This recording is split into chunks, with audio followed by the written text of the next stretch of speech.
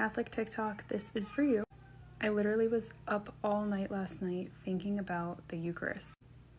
Now, I was not raised Catholic, but I am married to a man who's Catholic, and we have 3 kids together, and he has always wanted me to become Catholic, but I couldn't get on board.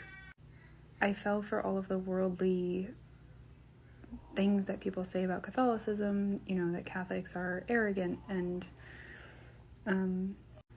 that they worship idols, that they pray to Mary, all of those things.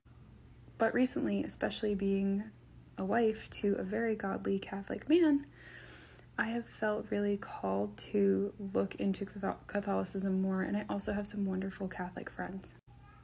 And after doing a lot of research and listening to tons of podcasts and priests speaking, I decided to convert so that my whole family would be Catholic.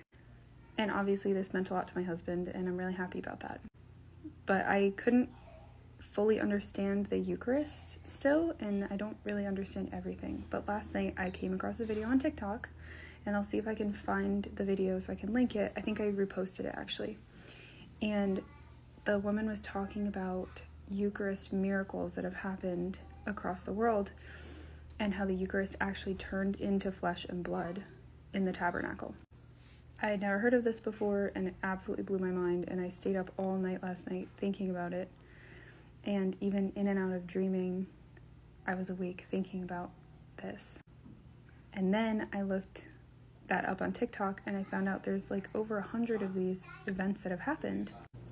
So long story short, I feel like I finally understand the Eucharist. Like, it literally turned to flesh and blood, and that is one of the ways these miracles that happen is one of the ways that God reveals himself to us and shows us the truth. And in the video, she talked about how they sent out the Eucharist for testing, and what they found was that the blood that was on it was still alive after weeks of being on this Eucharist. Obviously, we know that blood cells will die very quickly, and that the blood and flesh that came from the Eucharist was from a heart that had been tortured, like the left ventricle of the heart, which feeds the body, and it came from a body that had faced severe trauma.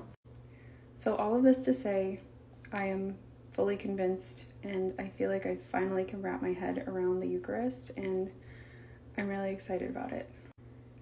And if you're still someone who thinks that the Catholic Church is a really bad thing, I just encourage you to look into it further, because I have felt like that my entire life, and now I'm converting.